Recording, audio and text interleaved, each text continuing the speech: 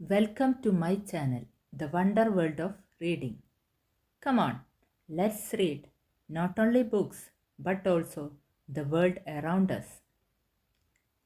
ശാസ്ത്രീയ നാമം Cycas സിർസിനാലിസ്, queen saga, ജീവിക്കുന്ന ഫോസിൽ എന്നീ പേരുകളിലും അറിയപ്പെടുന്ന നമ്മുടെ സ്വന്തം ഈന്തുമരം.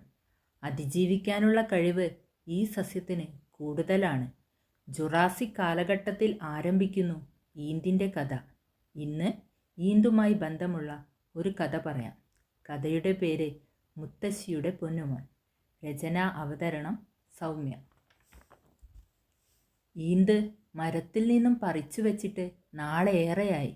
അതിൻ്റെ വശ്യമായ ഗന്ധം ചുറ്റും പരന്നൊഴുകുന്നുണ്ട്. ഇന്ന് ഇത് ശരിയാക്കണം എന്ന് ഉറപ്പിച്ച മട്ടിലാണ് മുത്തശ്ശി. രാവിലെ തന്നെ ആയുധങ്ങളെല്ലാം എടുത്ത് യുദ്ധത്തിനൊരുങ്ങി നിൽക്കുന്നു. ചായ കുടിച്ചിട്ട് മതി അമ്മേ, മകൾ പറഞ്ഞു. അത് കേട്ടതായി നടിക്കാതെ അതാ ചാക്ക് തുറക്കുകയായി.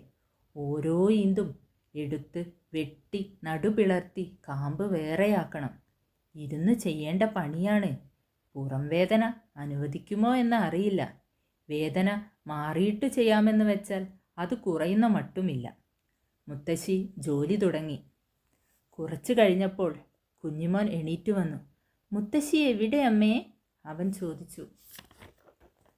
മുറ്റത്തുണ്ട്, നീ ശല്യം ചെയ്യരുത് കേട്ടോ, അമ്മ പറഞ്ഞു. അവൻ വേഗം അങ്ങോട്ട് പോയി. മോൻ സഹായിച്ചണോ? മോന് ഭയങ്കര ശക്തിയാ, മോൻ സഹായിച്ചാം, അവൻ പറഞ്ഞു.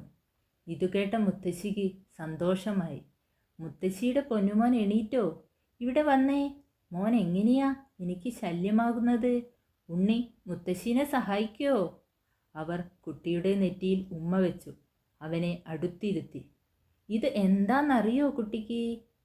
ഞാനിത് തിന്നട്ടെ? അയ്യോ, ഇപ്പോഴല്ല, 6 വാവ് കഴിഞ്ഞ് ഇത് തിന്നൂടൂ. അവരുടെ സംഭാഷണം തുടർന്നു. ഈന്ത് വെട്ടി അതിൻ്റെ കാമ്പ് ഒരു വശത്തും തോല് മറുവശത്തും ഇടുകയാണ് മുത്തശ്ശി. കൊച്ചുമകനും അതുതന്നെ ചെയ്തു. അല്പം കഴിഞ്ഞപ്പോൾ അവൻ കളിയൊന്നു മാറ്റി. തോല് കാമ്പ് വയ്ക്കുന്ന വശത്തേക്കും കാമ്പ് മുറ്റത്തേക്കും എറിയാൻ തുടങ്ങി. ആദ്യം സ്നേഹത്തോടെ തടഞ്ഞു നോക്കിയെങ്കിലും അവൻ നിർത്തുന്നില്ല. സഹികെട്ട മുത്തശ്ശി ഒരലർച്ചയാണ്. എടീ, ഇവിടെ വന്നേ, നിന്റെ പൊന്നുമോനെ എടുത്തുകൊണ്ട് പൊയ്ക്കോ വേഗം. 4-ാം വയസ്സിൽ നട്ടപ്രാന്ത് എന്ന് കേട്ടിട്ടുണ്ട്. ഇവിടെ അത് 3-ലെ തുടങ്ങിയെന്നാ തോന്നുന്നത്. അത് കേട്ട് മകൾ ഓടി വന്ന് മുത്തശ്ശിയുടെ പൊന്നുമോനെയും എടുത്ത് അകത്തേക്ക് പോയി. എനിക്ക് മുത്തശ്ശീനെ സഹായിക്കണം. വിട അമ്മേ. ഈ അമ്മ ഒന്നിനും സമ്മതിക്കില്ല, അവൻ പറയുന്നുണ്ടായിരുന്നു.